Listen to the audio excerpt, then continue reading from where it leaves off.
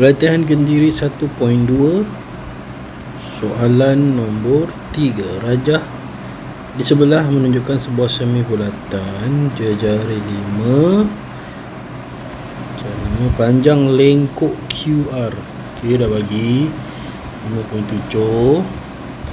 Hitung theta dalam radian. 5.7 theta berapa ni guys? Ini berapa?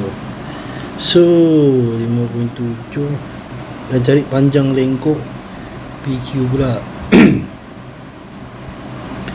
Jadi apa yang kita kena buat sekarang adalah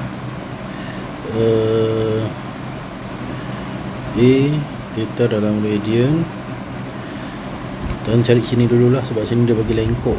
So lengkuk 5.7 jari 5. Sini adalah kita tahu full ni adalah 180. Maksudnya sini 180 tolak theta. 180 dalam pi adalah 180 dalam rad adalah pi, dan kita guna pi 3.142 tolak theta. So 3.142 tolak theta. Okey. So bagi 5 dulu. 3.7 bagi 5. 5.7 bagi 5. So dapat 1.14 minus sebelah bagi. Jadi 1.14 sama dengan 3.142 tolak theta. Kita minus sebelah ni ke sana. Theta sama dengan 3.142 tolak 1.14. So 3.142 tolak 1.14 mendapat 2.002. Adakah tepat?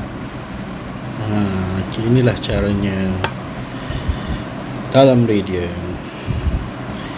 Panjang lengkuk PQ dah senang lah sebab dah ada theta. Jadi PQ adalah jari 5 harapan theta.